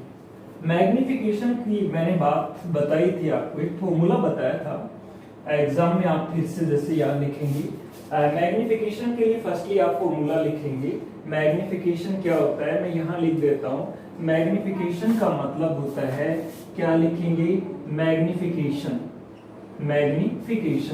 और मैग्निफिकेशन के लिए फॉर्मूला क्या होता है, m इज इक्वल्स टू क्या होगा, angle subtended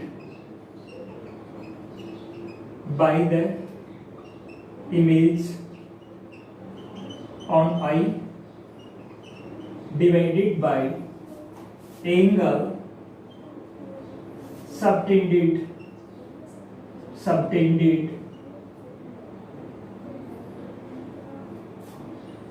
by the object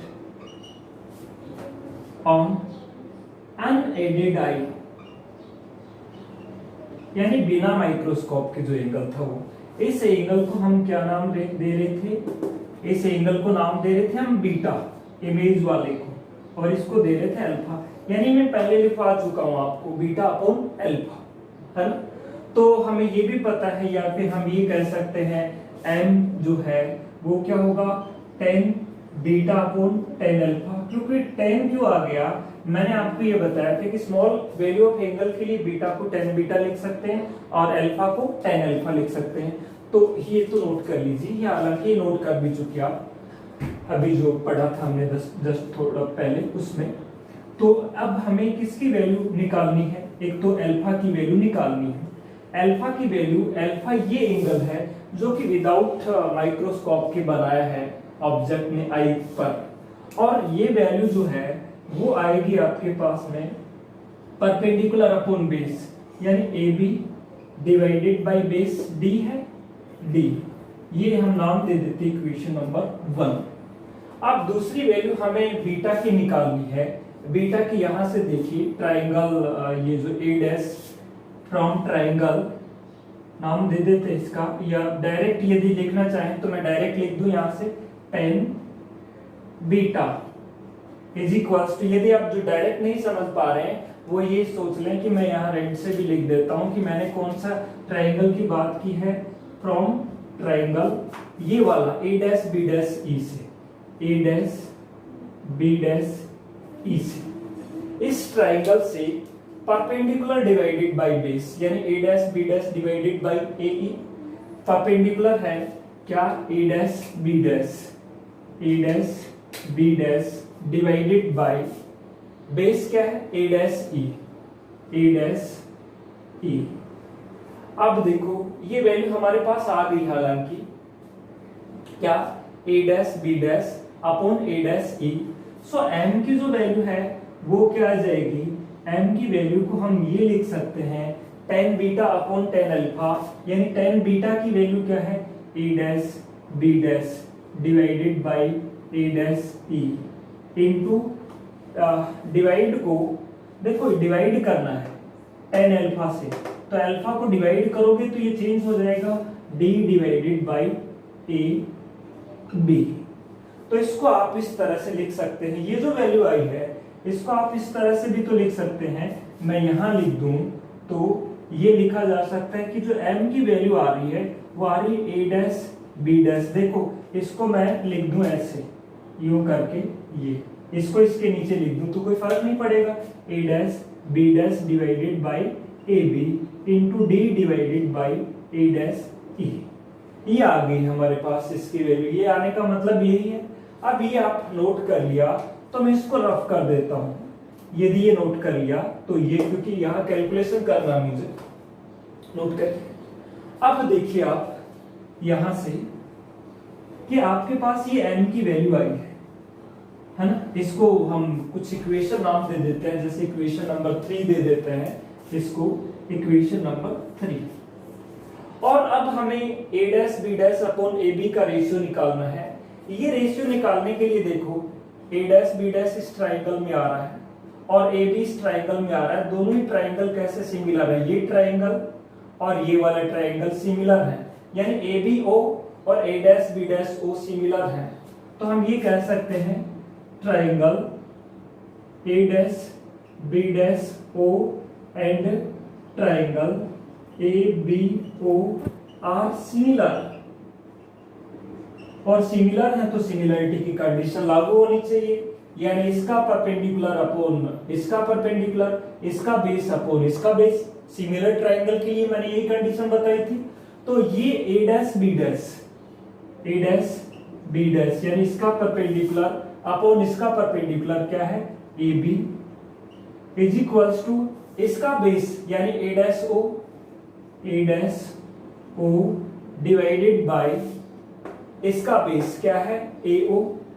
तो ये हम ये कहें, putting this value in equation, ये हम कह दें फॉर सो m की जो वैल्यू है, m तो यही है ना इस इक्वेशन में, इससे जस्ट पहले वाली में इसमें है, तो ये वैल्यू रखिए आप, तो ये आ जाएगा a dash o divided by AO।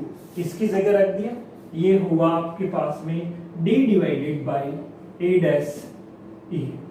ये सारी की सारी डिस्टेंसेज है आपके पास, ये ध्यान हो। अब मैं इसको आपने नोट कर लिया तो इसको रफ कर देता हूं।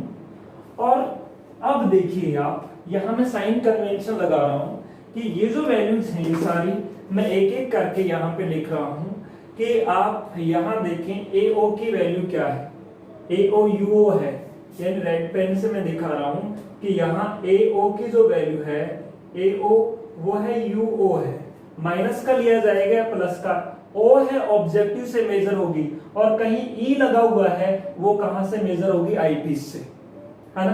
तो O है तो कहां से होगी, ऑब्जेक्टिव से मेजर होगी, और ऑब्जेक्टिव से मेजर करोगे UO को तो इंसिडेंट रे इस डायरेक्शन में है, और आपको इंसिडेंट रे के कौन सी डायरेक्शन में चलना पड़ेगा, अपोजिट डायरेक्शन में। तो अपोजिट डायरेक्शन में डिस्टेंस किस में लोगे, माइनस में, तो ये माइनस में। और ये ध्यान रखो ऑब्जेक्ट डिस्टेंस हमेशा किस में होती है, माइनस में, ये ध्यान रखिए।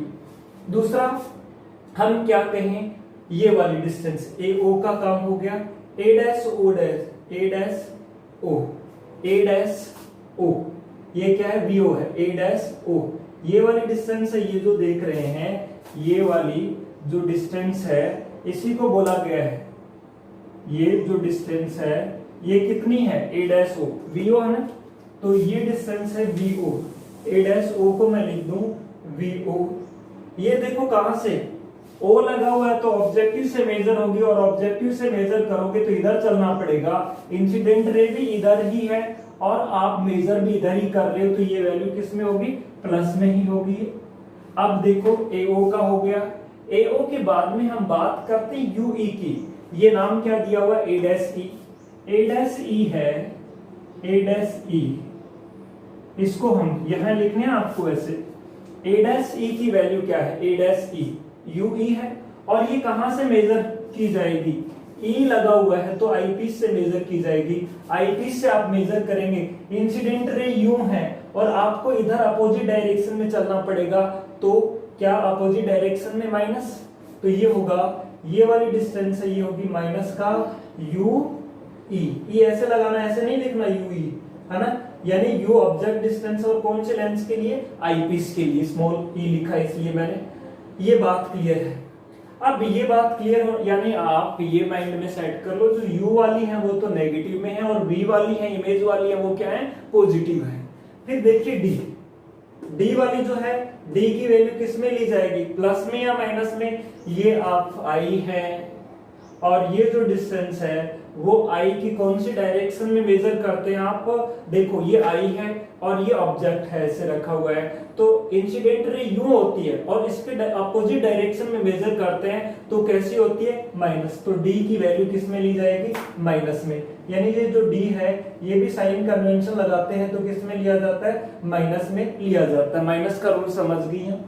अब देखो ये पुटिंग दीज वैल्यूज, ये सारी की सारी वैल्यूज हम यहाँ पुट करते हैं तो m की जगह पे क्या आ जाएगा? देखो a डैश o vo है अपॉन ao माइनस का uo है इनटू d की वैल्यू क्या है? माइनस का d है। यानी यूजिंग साइन कन्वेंशन, यहाँ ये लिख सकते हैं लाइन यूजिंग साइन कन्वेंशन, ये वैल्यू ये होंगी है ना, यूजिंग साइन कन्वेंशन ये लिख देंगे, फिर m की वैल्यू ये लिख देंगे into a dash e minus का ue, माइनस का ue। अब देखो ये वैल्यूज जो सोल्व करेंगे आप, सोल्व करने के बाद में ये यहाँ मैं लिखूं इसको, तो ये वैल्यू आपके पास में आ जाएगी, ये माइनस माइनस ये दो कैंसिल हो जाएंगे और एक बचेगा ही vo d divided bye uo ue, यानी कोई दो माइनस कैंसिल होंगे, एक माइनस अभी भी बचेगा। तो ये किसकी वैल्यू आ जाएगी आपके पास? m की वैल्यू आ जाएगी। m माइनस में आने का मतलब क्या है? m माइनस में आने का मतलब ऑब्जेक्ट ऊपर रखा हुआ था और इमेज किधर बनती है? नीचे। तो इसकी जो m की वैल्यू है वो किस में होगी? नेगेटिव में होगी। ये बात क्लियर है। अब हम अलग अलग केसेस की बात करेंगे, जैसे हमने थोड़ी देर पहले सिंपल माइक्रोस्कोप के केसेस की बात की थी। हमने पहले इमेज को कहाँ बनाई थी? At least distance of clear vision पे। फिर हमने इमेज को कहाँ बनाई थी? इंफिनिटी पे। वैसे ये आई यहाँ है तो इमेज आई से कम कितनी डिस्टेंस पे बननी चाहिए? ये डिस्टेंस होनी चाहिए कम से कम 25 सेंटीमीटर। यदि 25 सेंटीमीटर से कम है तो वैसे नहीं देख पाएंगे, 25 सेंटीमीटर या उससे ज्यादा पे तो 25 नहीं बोलेंगे, हम बोलेंगे कैपिटल डी, यानी एटलीस्ट डिस्टेंस ऑफ विजन। तो हम डिफरेंट केसेस की बात करेंगे। पहला जो केस है ये आप समझ ही गए होंगे, ये जो फॉर्मूला है ये काम आएगा, इसलिए मैं यहाँ इसको तो रफ कर रहा हूँ। ये आपका समझ गए ना, ऑब्जेक्टिव लेंस ये है और ये कौन सा है? आई पीस है और यहाँ आई होती है। सारी की सारी जो डिस्टेंस है सारी ऑल ओवर, हम इस लेंस को एक ही मान ले सिस्टम को, तो लेंस कौन सा माना जाएगा? आई पीस वाला। सारी डिस्टेंस है कहाँ से मानी जाएगी? आई पीस से। तो हम जब बात करेंगे अभी कौन सी लेंस की बात करेंगे? आई पीस लेंस की बात करेंगे। हम कौन सी लेंस की बात नहीं करेंगे? ऑब्जेक्टिव लेंस की बात नहीं करेंगे। ये जरूर आपके माइंड में आ रहा होगा ऑब्जेक्टिव लेंस की फोकल लेंथ और एपर्चर कम क्यों होता है? क्योंकि इसके सामने क्या रखना है? टीनी पार्टिकल ही तो रखना है, और टीनी पार्टिकल को कवर करने के लिए एपर्चर ज्यादा चाहिए या कम चाहिए? कम ही चाहिए। तो ये माइंड में आपका क्लियर हो गया होगा। अब हम बात करते हैं इसके डिफरेंट केसेस। डिफरेंट केसेस में देखिए, इसके जो डिफरेंट केसेस हैं, m ये आ गया है आपके पास में, m की जो वैल्यू है ये आ गई है ना। तो अब हम बात करते हैं, यानी ये इसका डेरिवेशन हो गया किसके लिए? मैग्निफिकेशन निकालने के लिए कंपाउंड माइक्रोस्कोप के। अब हम बात करते हैं इसके स्पेशल केसेस की।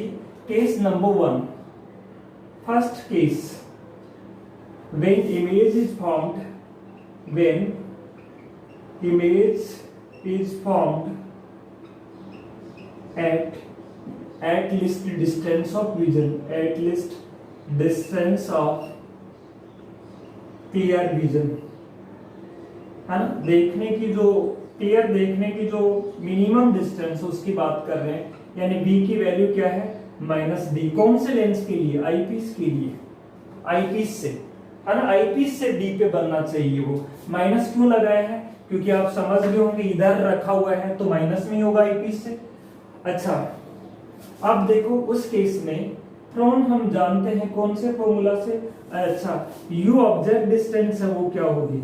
माइनस का uv होगी। आई पीस के लिए बात करेंगे ना। अब देखो from lens formula, lens formula में क्या कहा गया है, 1/f is equals to -1/u plus 1/v। Mirror formula में यहाँ माइनस नहीं होता, वहां यहाँ भी प्लस होता है, लेकिन लेंस फॉर्मूला में यहाँ क्या होता है, माइनस होता है। आपने कहा ये सब बातें कौन से लेंस के लिए हो रही है, आईपीस के लिए। ये कहां पर, आईपीस वाले से डी पे बना रहे हो आप, तो सभी में क्या लग जाएगा, ई लग जाएगा, यहाँ भी ई, यहाँ भी ई। अब देखो यहाँ पर क्या हो जाएगा, 1/f ई, यानी आईपीस की फोकल लेंथ का इनवर्स, -1 इसकी जगह पे क्या लिखे, नेगेटिव लिया जाएगा ना भाई, ये ऐसे ये ऐसे था, तो अब इसको क्या रख दूं मैं, 1/f आ रहा है ना, 1/, ये आईपीस के लिए है, 1/ माइनस का ue प्लस 1/ माइनस का d। अब ये कैंसिल होके ये तो हो जाएगा, और ये वैल्यू आ जाएगी 1/ue की, 1/ue की जो वैल्यू है वो आ जाएगी 1/fe प्लस इसको इधर लाओगे तो 1/d। ये वैल्यू हम यहाँ सब्स्टिट्यूट कर देंगे, है ना। ये आप ऑलरेडी नोट कर चुके हैं कि m की वैल्यू क्या है, ये है, तो हम ऐसे कह सकते हैं but m is minus VOD upon UO into UE। तो 1/UE की वैल्यू यहाँ सब्स्टिट्यूट कर देते हैं, तो 1/UE की वैल्यू यहाँ सब्स्टिट्यूट करेंगे तो ये बन जाएगा आपके पास m की value minus VO upon UO, और 1/UE की जगह पे ये UE है ना, तो 1/UE की जगह पे आप रख सकते हैं 1/FE प्लस 1/D। अब इसको अंदर मल्टीप्लाई करेंगे तो ये हो जाएगा, ये आ जाएगा आपके पास में इस तरह से, है। अब यहाँ पे देखिए, एक ऑलरेडी आपके पास में क्या था, D था, ये ऑलरेडी D है बाहर, ये वाला ये D है, इससे मल्टीप्लाई होगा तो -VO upon UO into D upon FE plus D upon D क्या हो जाएगा, 1 हो जाएगा, तो ये आ जाएगी m। इस केस में m की वैल्यू ये हो जाएगी। अब अगला जो केस है, हम इमेज को कहाँ बनाएं ताकि आई को स्ट्रेस कम से कम लेना पड़े। हम चाहेंगे कि इमेज कहाँ बने, इंफिनिटी पे बने, ताकि आई को स्ट्रेस क्या लेना पड़े, कम से कम। सो सेकंड केस है वो हम बात कर लेते हैं कि when image is formed at infinity, और इंफिनिटी पे बनती है तो u की वैल्यू क्या होती है, f। ये हमने सीखा था सिंपल माइक्रोस्कोप में। तो सेकंड केस आप नोट कर लीजिए, क्या, when image is formed at infinity, when case number 2 image is formed at infinity, है ना, और इंफिनिटी पे बनती है तब u की वैल्यू क्या हो जाती है, f हो जाती है ना, क्योंकि v की वैल्यू इनफाइनाइट लेते हो तो u की वैल्यू f हो जाती है। इसलिए m की जो वैल्यू है वो क्या हो जाएगी, इस फॉर्मूला में देखो चेंज कर लोगे आप, -VO अपॉन UO, है ना, d, और ये UE की जगह क्या लिख दोगे, FE। आईपीस के लिए बात कर रहे हो तो इस केस में m की वैल्यू ये हो जाएगी। तो ये था आपका क्या, कंपाउंड माइक्रोस्कोप। इस तरह से हम कंपाउंड माइक्रोस्कोप से 2 बार मैग्नीफाई कर सकते हैं। यानी कंपाउंड माइक्रोस्कोप में जो सेकंड वाला लेंस है वो क्या है, एक तरह का सिंपल माइक्रोस्कोप ही है। तो आप समझ गए होंगे, इसको नोट कर लीजिए, नोट करिए इसे।